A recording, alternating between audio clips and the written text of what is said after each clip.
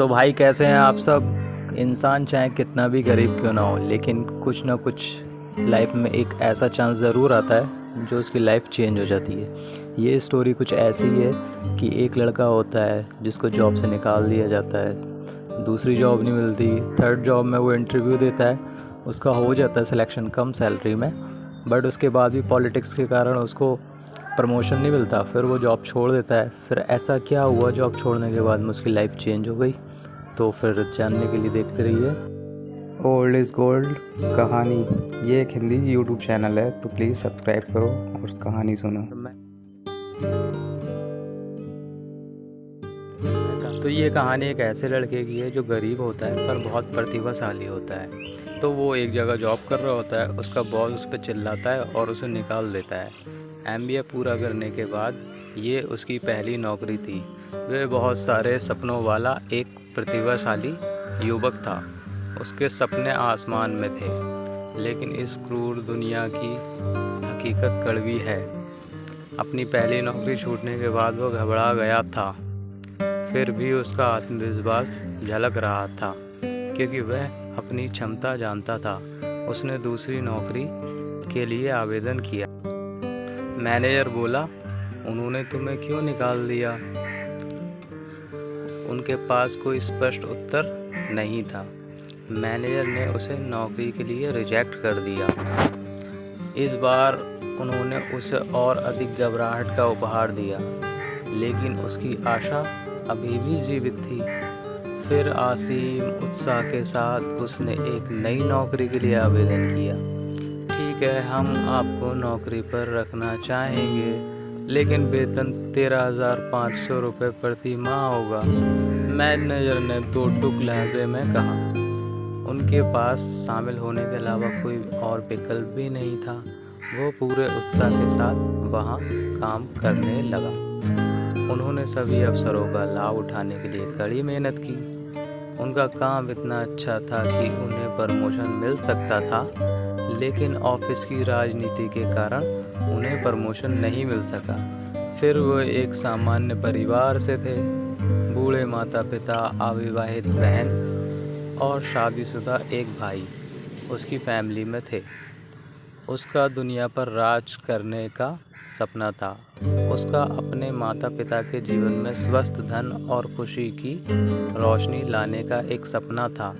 एक दिन वह फुटपाथ से पैदल घर जा रहा था।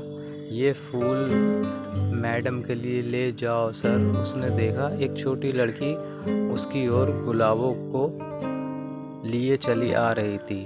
वो गुलाब बेचती थी। हे गुड़िया, तू ये गुलाब यहाँ क्यों बेचती है चुटकी? क्या तू स्कूल नहीं जाती? उसने लड़की से पूछा। मुझे अपने परिवार का भरण पोषण करना है। भूख हमारे लिए दुश्मन है।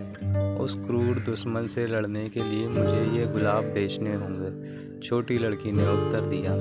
सहानुभूति से उसकी आंखों से आंसू गालों तक लुढ़क पड़े।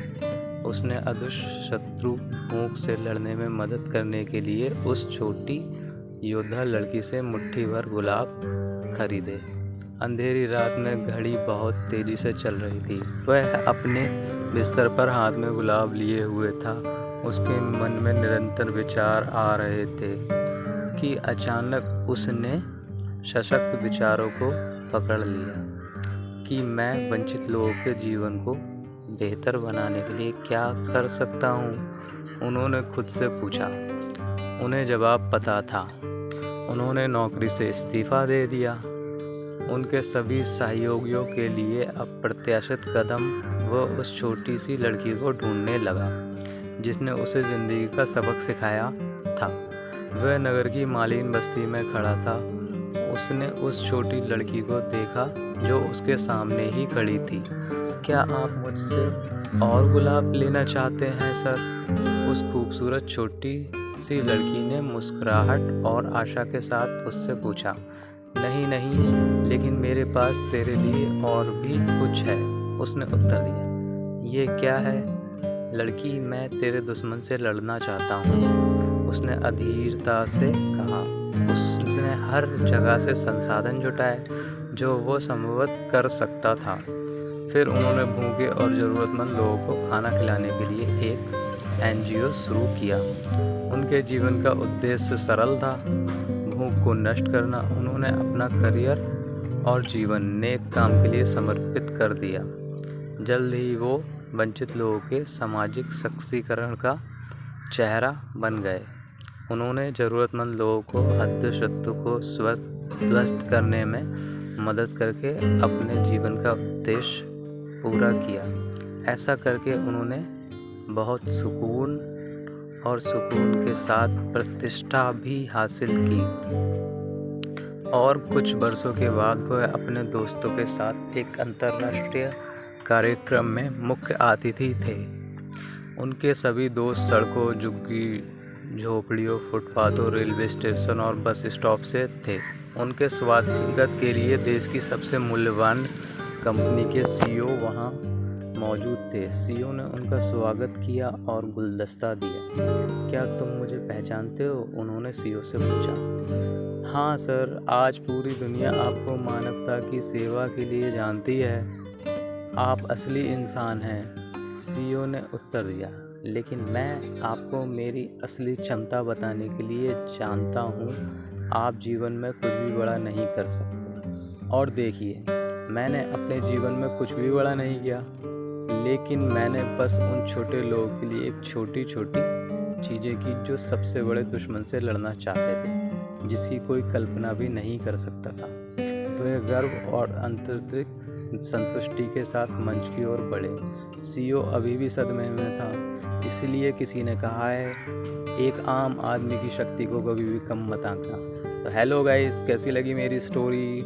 यार मैं थोड़ा न्यू हूँ, तो प्लीज़ एडजस्ट करो। बोलने में थोड़ा अच्छे से नहीं हो पाता है, तो प्लीज़ मेरा चैनल सब्सक्राइब करो, लाइक करो, शेयर करो और बेल आइकन को भी प्रेस करो।